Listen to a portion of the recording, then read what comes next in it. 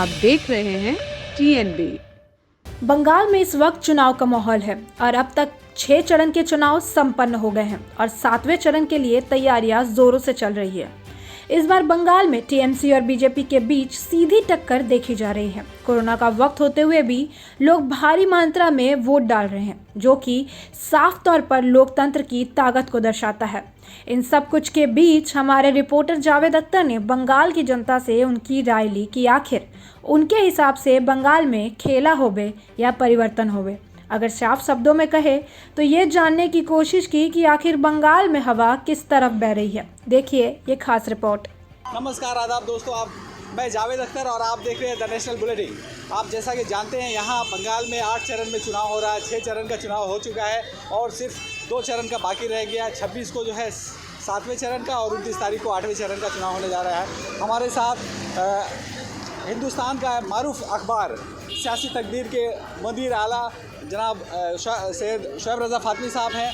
उनके अलावा और भी ख़ास मेहमान अकील साहब हैं। जैसा कि आप जानते हैं, समाजी कारकुन के अलावा सहाफ़ी भी, मारूफ सहाफ़ी भी हैं और भी बहुत से कामों से जुड़े रहते हैं। और भी कई लोग हैं, हम उन लोगों से बात करेंगे। सर, ये बताइए कि यहाँ जो बंगाल में चुनाव हो रहा है, जो सूरत हाल है, दीदी क्या बचेंगी या चली जा रही है? ये मखमसा कतई गलत है, कन्फ्यूज़न है। ये कन्फ्यूज़न क्रिएट किया गया है ख़ास तौर पर बीजेपी की जानिब से कि दीदी गई। ऐसा कुछ नहीं है। ज़मीन पर कहीं भी यह नज़र नहीं आ रहा है कि दीदी गई। हमारे सामने दीदी का मसला नहीं है। हमारे सामने बंगाल में सेकुलर ताकत रहेगी या नहीं रहेगी। यकीनन बंगाल में जो हुकूमत नहीं बन रही है वो सेकुलर फोर्स की बन रही है और दीदी यकीनन रहेंगी। ये मुमकिन है कि उनको कुछ सीटें कम आएँ, लेकिन तमाम ज़मीनी जो हकीकत है वो ये बयान कर रही है कि बंगाल में तब्दीली की कोई चांस नहीं है और हुकूमत वही रहेगी जो पहले थी।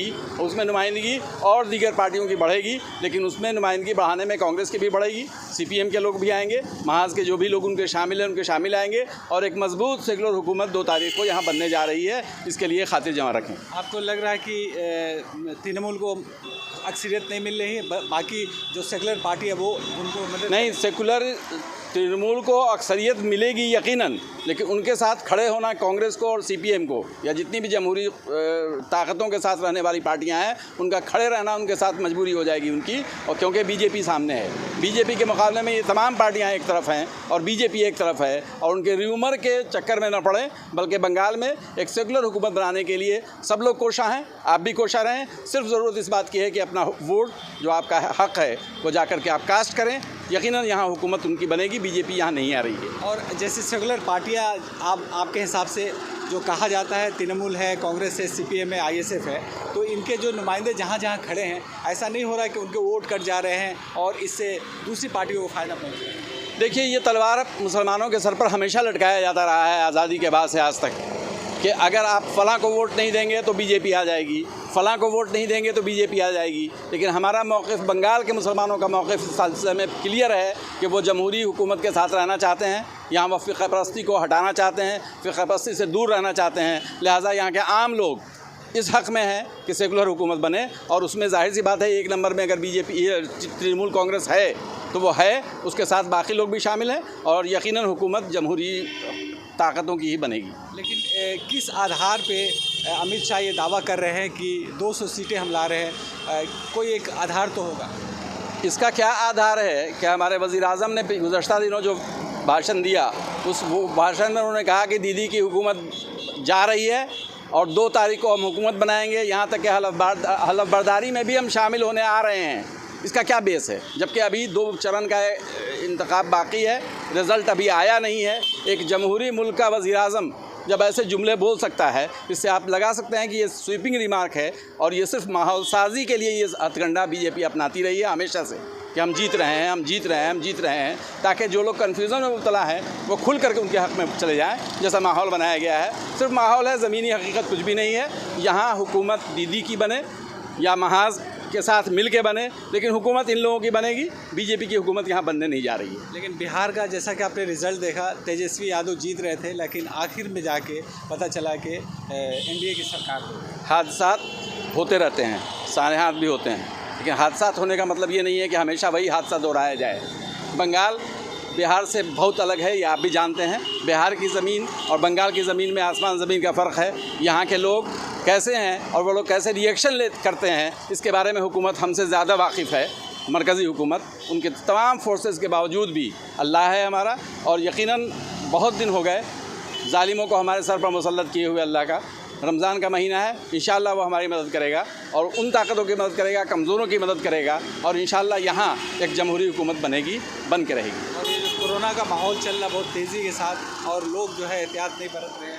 कोरोना भी एक वबा कहें या जो कहें, इसका सियासी इस्तेमाल भरपूर तरीके से हो रहा है। ये सच है, अगर कोरोना कि जितनी तेज़ी से कोरोना बढ़ रहा है, ये मुखालफत में जाएगा मरकज़ी हुकूमत के। ख्याल रखें कि हर जगह से ये ख़बरें आ रही हैं कि कोरोना कैसे शुरू हुआ, उसको फैलाने में किसने अहम रोल अदा किया, यूपी की क्या हालत है, गुजरात में लोग कैसे मर रहे हैं, और वहाँ हुक्मरानी बीजेपी की है और उन्हीं मोदी साहब की है जो यहाँ दावे कर रहे हैं कि यहाँ हिंदुस्तान बंगाल को वो सोने का बंगाल बना देंगे। लेकिन जिन स्टेट में उनकी हुकूमत है वहाँ हालत यह है कि लोग तड़प के मर रहे हैं, ऑक्सीजन के बगैर मर रहे हैं, और हॉस्पिटल पूरा कोलैप्स कर चुका है, तमाम तिब्बी जो मदद है वो कोलैप्स कर चुका है। ऐसे में उनके ख़िलाफ़ ही जाएगा यहाँ के आवाम, चूँकि एक और बड़े लॉकडाउन की तरफ हुकूमत जा रही है। लेकिन अगर अब लॉकडाउन हुआ तो इतने लोगों की जानें जाएंगी जिसका अंदाज़ा भी नहीं लगाया जा सकता। यकीनन ये भी मोदी के ख़िलाफ़ ही जाएगा, आप बेफिक्र रहें। और मोदी का चूँकि कोई काम है नहीं, बीजेपी का कोई काम नहीं है,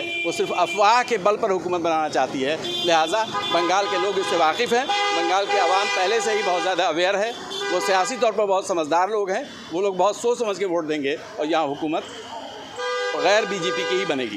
लेकिन ये कहा जा रहा है कि बंगाली एक वोटर बहुत फैक्टर करते हैं, तो वो वोटर जो है बीजेपी की तरफ जा रहे हैं। ऐसा देखिए, ये भी एक मैं ज़मीन पर गया हूँ, आपको मालूम है मैं नंदीग्राम गया, मैं काफ़ी इलाक़ों में मैं घूमा हूँ, और ज़मीन पर जो हक़ाइक़ हैं वो ये हैं कि यहाँ 10 से 12% ऐसे लोग रहते हैं गैर मुस्लिम जो यूपी और बिहार से जिनका ताल्लुक़ है।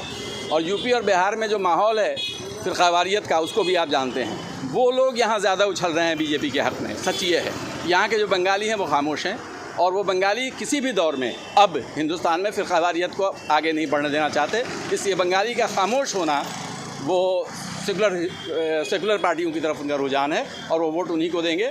और एक बड़ी आबादी यहाँ, सबसे बड़ी आप इस बात को जानते हैं कि तकरीबन 40% से ज़्यादा यहाँ मुसलमानों की आबादी है, जिनका 1% भी कहीं डाइवर्ट नहीं होने जा रहा है। ऐसे में 40% वो, अगर 15 से 20% भी ममता बनर्जी गैर मुस्लिमों का वोट लेने में कामयाब हो जाती हैं, तो 50 से 60% वोट पर हुकूमत बहुत आराम से बनेगी, 200 से ज़्यादा सीटों से ममता जीतेंगी। अगर साहब, ये नारा चल रहा है आज के डेट में कि 2 मई दीदी गई, आपको क्या लगा? 2 मई दीदी गई। ये ऐसा है कि जब आदमी के पाँव के नीचे ज़मीन खिसकने लगती है तो ऐसी बातें उसके ज़बान से निकलने लगती है जिसका हकीकत से कोई ताल्लुक़ नहीं होता है। और ये जो दीदी गई 2 मई और दीदी गई, ये अपनी शिकस्त को छुपाने का एक बहाना है। ये शायद इसी ताल्लुक़ से शायद ये दो एक नारे दे दें, दो एक बात बोल दें, जिससे उनका जो अंदर में वो समझ रहे हैं कि वो शिकस्त खा रहे हैं, लेकिन वो तस्लीम नहीं कर रहे हैं, इधर उधर झांक रहे हैं। और बोलिए।